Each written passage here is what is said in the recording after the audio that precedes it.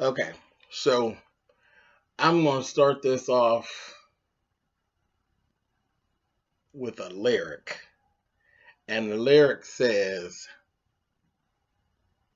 what do you do when you've done all you can? You just stand. And that's all I got to say. I ain't got nothing else to say. That's what it gave.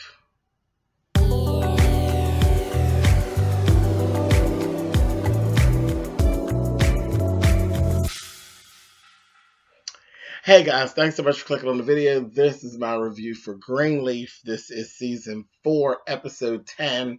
This is the mid season finale.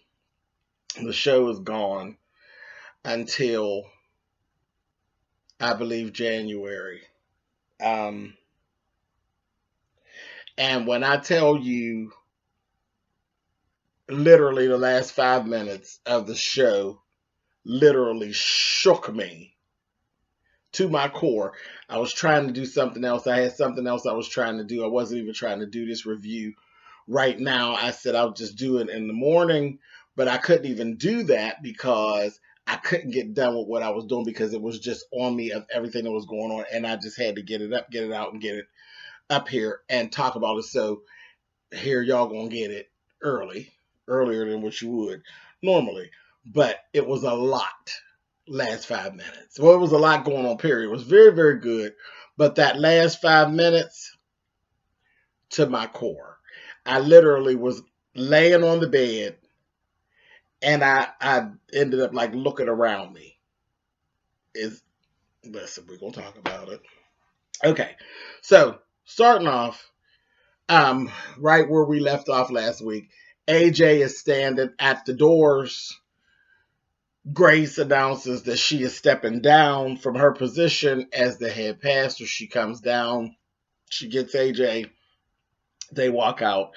He's basically telling her he came back and he's planning on turning himself in. That's what he came back for. This is what he's going to do.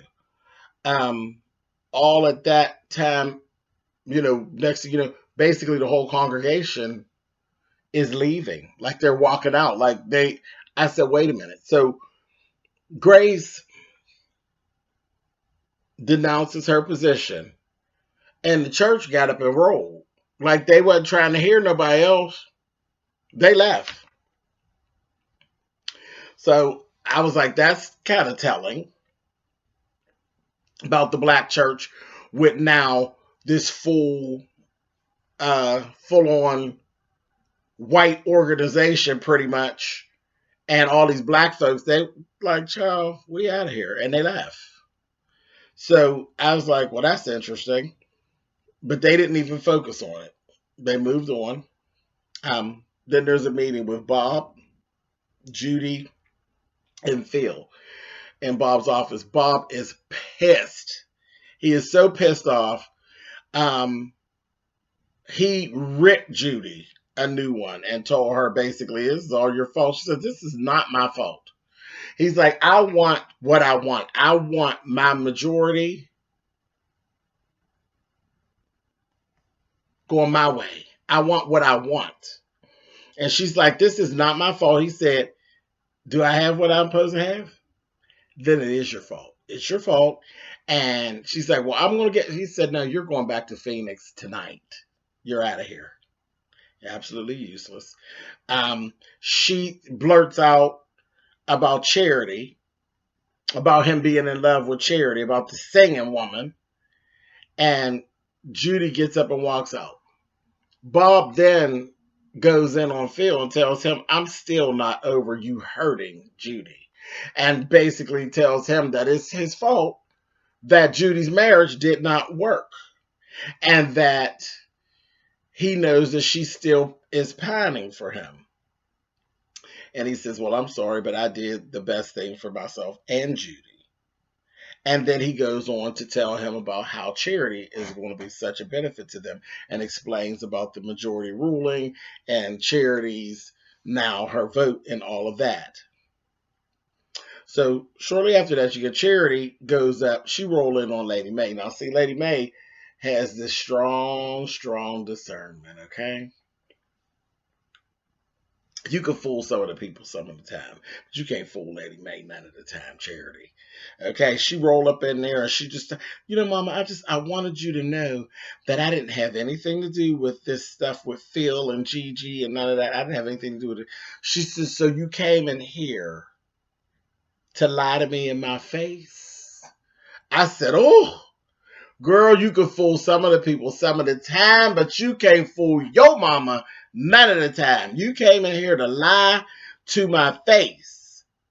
She says, see, you're nothing more than his little pawn.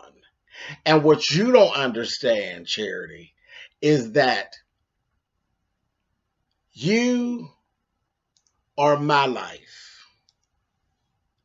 AJ is Grace's life. Grace is your life. See how that works? We're all a family. If you bother one piece of it, it messes up the whole thing. Don't none of it work. So you did something, said my intention was never to hurt you, Mama. No, but if you hurt your sister, then you in turn you hurt me. You don't get that. You don't get that because you're stupid and you're a pawn. You're being used as a pawn. And he was smart enough to make a big fool out of you. I said, oh, girl, she read you down. Told her he don't know nothing about family because he ain't got none. And he was smart enough to make a damn fool out of you. I said, girl, you really hit the nail on the head because he surely did. So that's that. She going to well on up with tears and run on off. Girl, bye. Bye, Charity. Ain't nobody feeling sorry for you. You're a ridiculous whore. And nobody's thinking about you. Get on out of here. So then Gigi and her brother are sitting with AJ.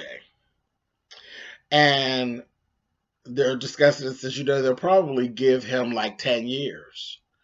And they're trying to talk AJ out of turning himself in. And saying maybe we can go in and we can go in with a plea of him being on drugs and, get some things done and that kind of thing, because what's the reason that you stole from the pharmacy and that, we could, work with that and then they could, money talks. And he's like, no, I'm not on drugs and I'm not doing all that. I'm not doing all that. I'm just going to turn myself in. So that was kind of weird. And it's really weird that all of a sudden AJ is now like, it's like he's dead and hell bent on doing the right thing. He gonna take the whole hit. Gigi, it's not, he's just gonna take the hit and go on and not involve his mother. And he's saying, you calling me and then Sophia's calling me and they're saying, that they're not going to get, she's not going to have a mother and all that. But he's like hell bent on doing the right thing, I guess. And so when her brother says, well, why are you waiting till what you're going to go tomorrow and turn yourself in? Why don't you turn yourself in today? And he got mad and walked out and went and slammed the door. So I was like, weird. Okay. So that was strange. Anyway, Carissa, she ends up going to the doctors. Grace had told her, hold on, Carissa, I wanted to say something to you.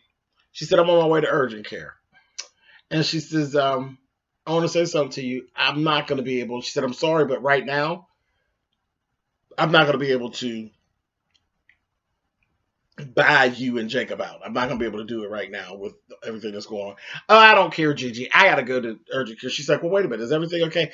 Obviously, everything is not okay. I'm like, well, wait a minute. So she never said what it was. She didn't say it was for one of the kids or nothing, just being nasty. And I was like, that was really weird. But then she gets down to urgent care and she said, please, Lord, let it be negative. And the doctor rolls right in and says, no, baby, it's positive. It's positive. You have chlamydia. You filthy whore. You have chlamydia. I said, ooh, box a little hot, sis. Mm. So she tells the doctor, I didn't get it from my husband. And she said, oh, well, you probably want to have a conversation with your husband, honey. Yeah, you think? Mess.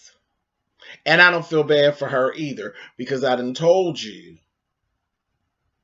Hopefully, Jacob's going to do what it is he needs to do. Anyway, let's move on. So Bishop had actually, May and Bishop were meeting with Clara and also one of the other ladies that's on the deacons board. And said, they talked about the whole other vote and Charity and that whole thing. Bishop said, I got it. I'm going to go talk to Charity. I'm going to take care of it. He go talk to Charity. Charity talking that yin yang. And she just said it ain't connected. And Bishop told her, listen, let me tell you something. If you, girl, take and just hand over everything that your mother and I have worked for all these years, you just hand it over to Bob Whitmore, then you're going to regret it for the rest of your life, Charity. And she looking all stupid. And Bishop's like, okay, and he walks on out. Now I'm saying, and she's still, well, why can't I get what I want? And I said, girl, somebody shake her and smack her, please. Just ridiculous. So that's that. So we see Carissa and Jacob in the bed, and he trying to get a little taste. And she tells him, now I'm on my period, now I don't feel well.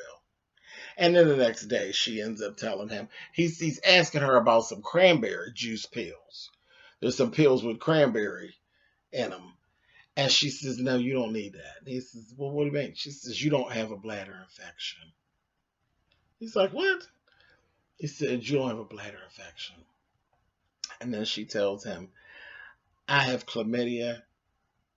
And baby, he went teetotally off, okay? And he said, it's Fernando, isn't it? I said, come on through, Jacob. He was dead on it. Dead on it. He was going to say, this is why you was down at that office. This is why you couldn't answer me. I said, that's right. That whore did it. She did it. She did it.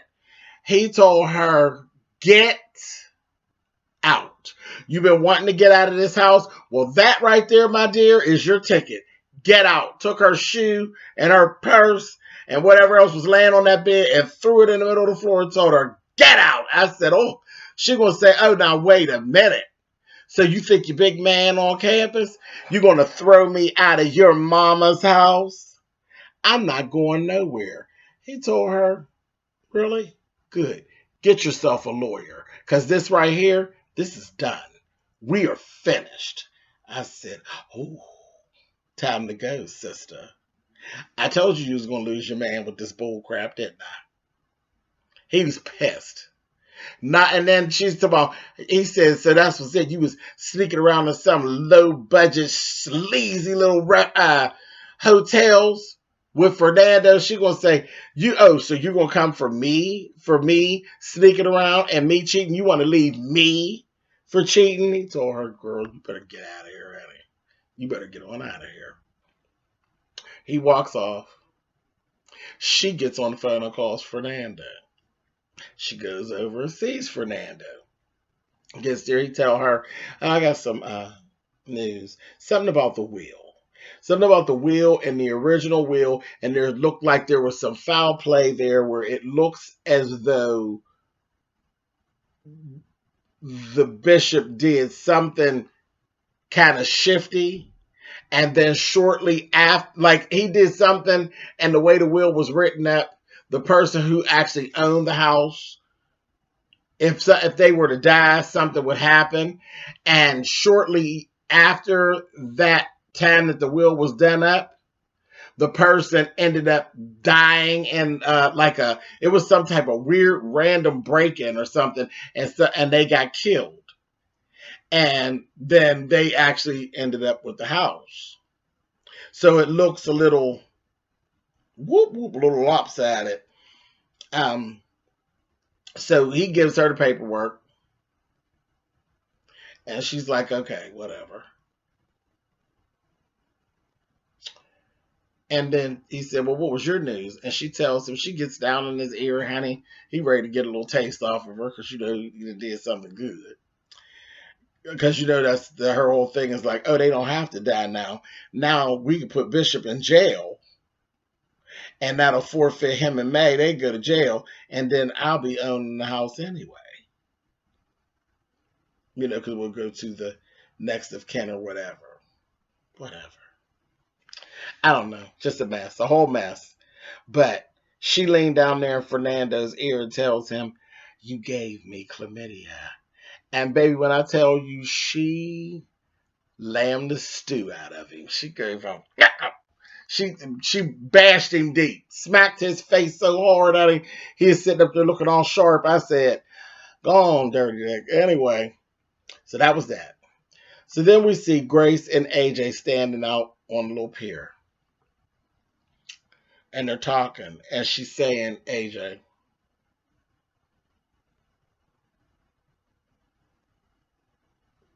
why are you so hell-bent on turning yourself in? And she's getting this feeling, and she told her brother, I think there's something else. I think there's something he's not telling me. I think she actually believes that AJ is actually on some type of drugs. I think she believes that he actually is on drugs. And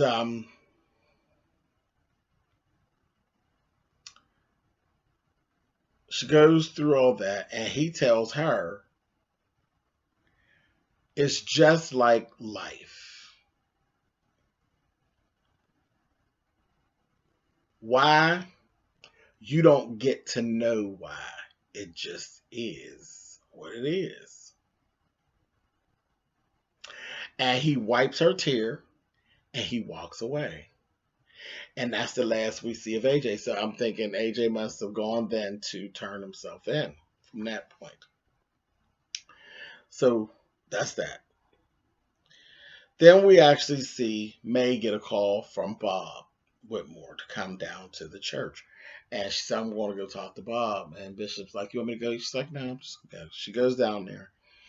They have a talk.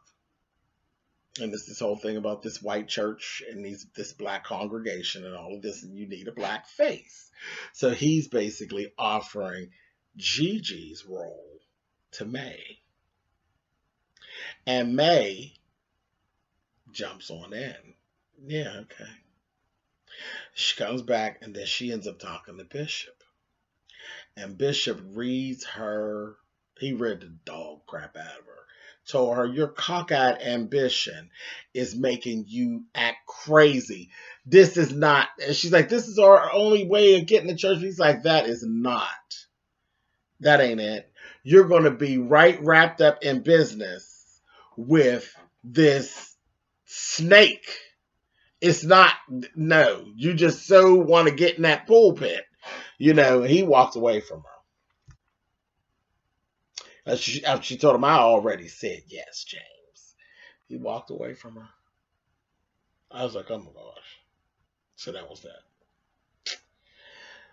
In the meantime, between time, we see good old Sophia. Sophia has been hanging around with Dante. And Dante has basically eased up on her and gotten her virginity from her. And when she goes to go talk to Zora, Zora ain't speaking to her. So it kind of just is what it is. Now, I don't even have a problem with her losing the virginity.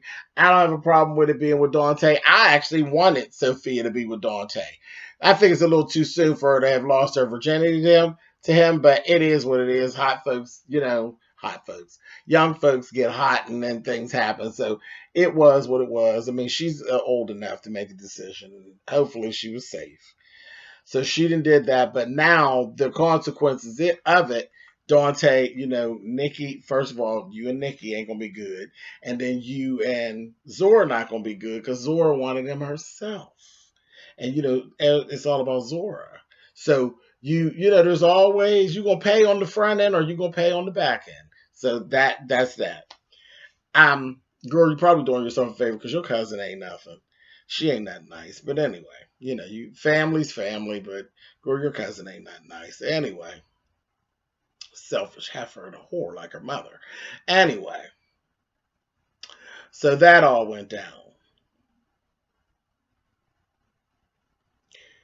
Then we see Phil and Charity.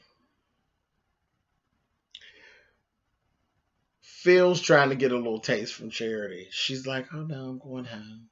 Then he pulls out a ring. It wasn't even all that great of a ring, but he pulls out a ring and he asks this fool to marry him. And of course, she immediately lifted her dress up and pulled his pants down, honey, and lap rode him all down into the couch, honey. I said,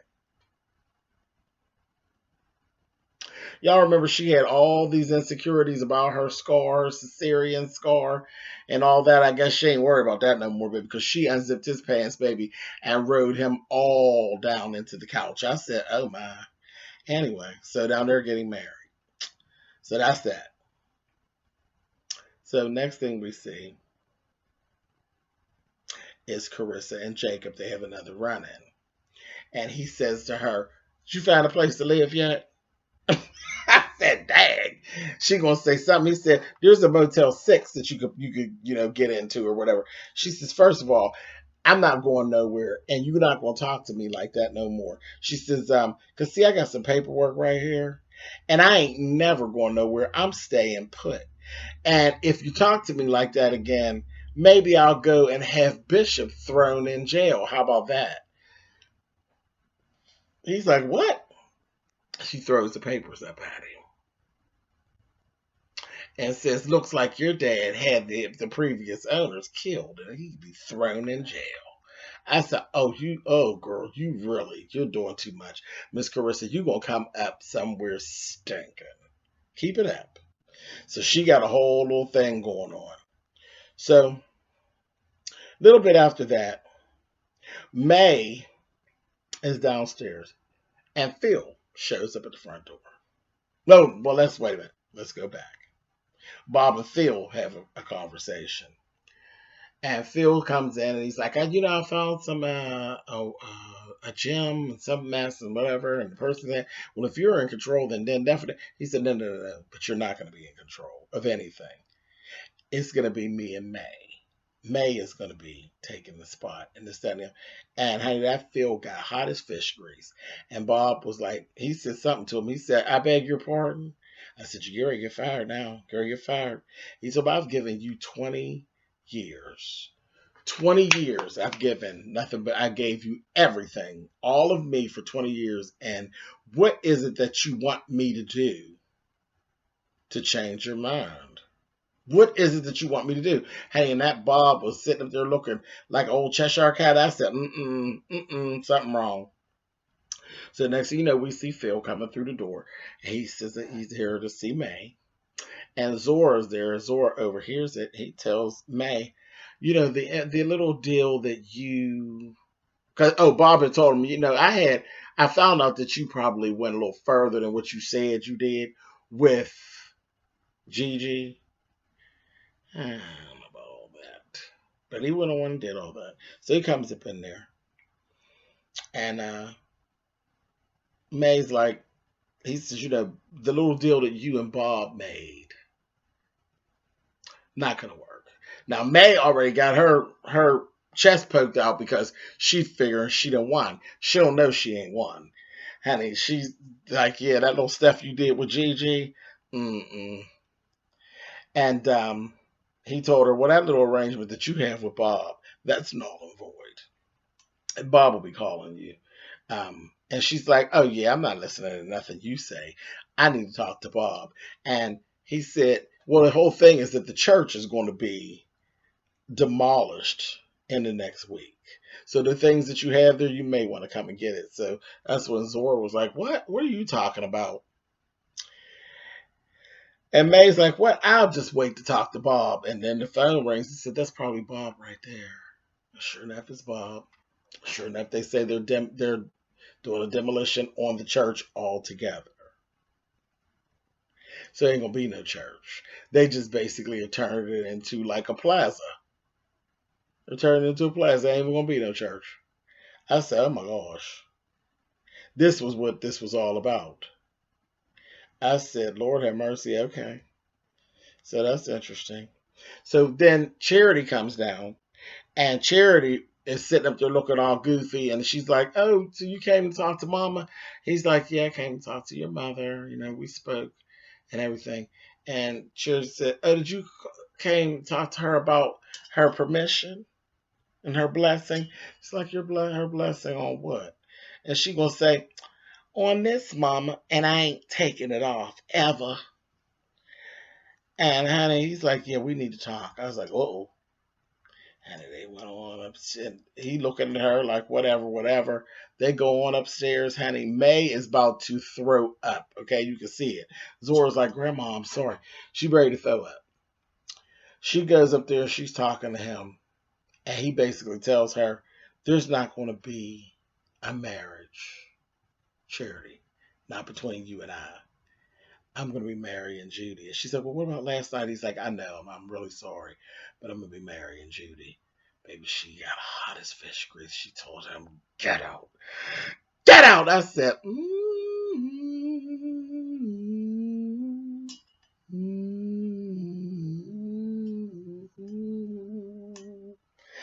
oh, Charity. Girl, you played yourself yet again, you stupid ass, honey. I said, uh-huh. So it's nothing. He didn't even ask for old janky ring back, honey. I was like, oh. He walked on out and left her sitting there looking stupid on the couch, honey. That's the end of that. So I don't feel bad for her. I really don't. Because, again, you get what you get. Okay, so here's where things went weird. Okay? So Grace is out back at Faith's tombstone. And she is in a state of prayer at this point. She's going through and she's doing, when I say a state of prayer, she's in a complete state of prayer. She is doing the inventory and she's thanking God for all the good things in her life. She's thanking him for the trials and the tribulations. I mean, this is one of these a real live prayer. She ain't leaving nothing out. And they're flashing the people as she's talking about them. Everybody, the niece and the nephew, talking about Zora and her brother, Carissa and Jacob. She is thanking him for each individual person in her life. She thanks Faith for leading her back, even with the suicide, but her suicide led her back to get whatever the lesson is. And then she got around to she's praying on AJ. And so I'm praying for my son and I don't know what to do. And that's where the lyric that I gave you all. Because what do? When you've given all that you can, what you do is you stand. And she was literally standing just like this in front of Faith's grave. She's standing just like this. And she says, I am calling on you, Lord. And I said, okay. And I was there with her. I said, okay. I said, that's it. She's at her wit's end. And out of the side, you could see somebody coming through the trees. And it's a guy. At first, I thought it was AJ. And then I'm like, that's not AJ. But he had on a black jeans and a black hoodie. And he's just like a younger guy. And he looked a little older than AJ, but he's a younger guy. He has dreads, and he kind of favored AJ, but I haven't said it out loud. Like, I don't find AJ attractive at all. I don't. I don't find him attractive. I don't think he's a bad looking kid, but I don't find him attractive. This guy was like the attractive version of AJ, but there was something really different about him. Like, he was attractive. He was, where AJ looks a little rough around the edges, he looked very much more clean cut. And it's just something about him. It was something about him that was kind of weird. And then I kept saying, okay, and I felt myself, it was like a fear and an anxiety kind of came over. It was shot so well and everything was placed so well. I just was like, something going on here. And I was like, I know he better not hurt Gigi. I know that. Because, you know, AJ's into so much seedy stuff that I'm like, I hope nobody has followed him there to like hurt anybody. And he kind of walked up and he knew, like he said, Faith, that's your sister. And she's like, Because she asked him, how did you get onto the property? He said, I was just walking. And this is where I ended up. And he said, Faith, he said, that's your sister. And she's like, how do you know that? And he says, well, I'm looking at the dates. So they add up. And then he said,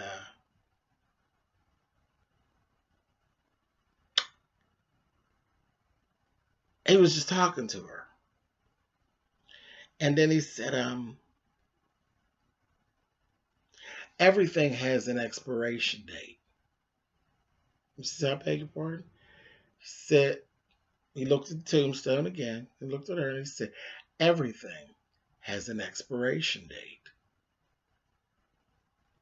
And she said to him, if you follow the road will take you back.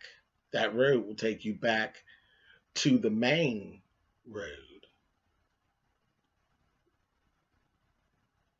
And he says, okay. He says, all right, Grace, I'll be seeing you around.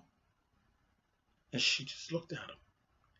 And then he just walked off, just like he walked up. He walked off. And she's just standing there. And it was the weirdest thing. And I told you all earlier, I was laying on the bed. And it just was the weirdest thing. And I just like start looking around. Like I literally was looking around the room like, whew, okay. It was like a chill. And I said, yeah, Black Jesus. He may not be, because I got to thinking about the age. So it may not be Black Jesus, but definitely an angel. But I'm going to say Black Jesus because, listen, woolly hair. And when Jesus was hung on the cross, he was around 33 years old. This guy wasn't that old, but he was definitely older than AJ. Definitely older than, he looked like he would have been like late 20s. He looked like he would have been late 20s or mid 20s. Definitely older than Grace's children. So we already know that he's not going to come to you. He's not going to come to you in a state that would make you fear him. He wouldn't do that. He wouldn't do that. And even where I sat here and I watched and I felt like, I was like, who is this? He better not try to hurt her. She didn't have that at all. Like, she had no fear of him. It was like, it was strange. Like, how the heck did you get beyond the gate? That was the other thing. How did he get beyond the gate? You know, he didn't look like he had a struggle time or anything like that. How did you get beyond the gate? They got all kind of security and everything else. How did you get beyond the gate? And again, she wasn't fearful of him. It was just a little bit much. And she went ahead and told him, okay, it's time to go. And he went. But before he walked up, she called on him him, the great one. She literally called on him and he appeared. That guy appeared. So I'm like, I don't know if I'm reading too much into this, but this is, I went around and around and around with this.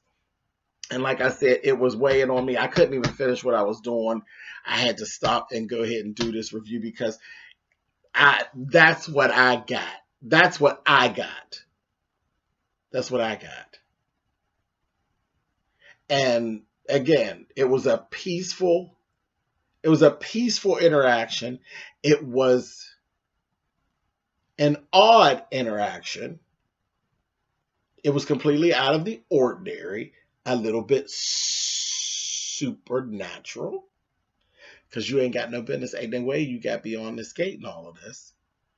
And then she wasn't defensive. And then you know everything. You know everything. And I just ended up here on a mission. Listen, I'm going with that was Black Jesus, woolly hair, younger than 33. You call on him and he appears.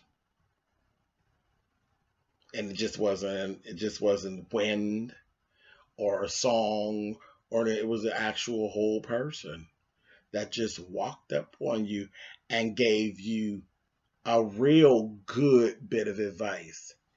Everything does have an expiration date. They've been yanking and pulling and carrying on and trying to hang on to this church. Maybe it actually was time for the church to go so they could actually move on and get to other things that is going on. They got such turmoil as a family that maybe the whole church, that specific church is not, it just is of no use to them anymore. And maybe the date for the church to be gone, it just don't need to be anymore. You understand what I'm saying? So I don't know. I don't know. It's a lot. This was a lot. This was a lot. And I could be reading way into this too much.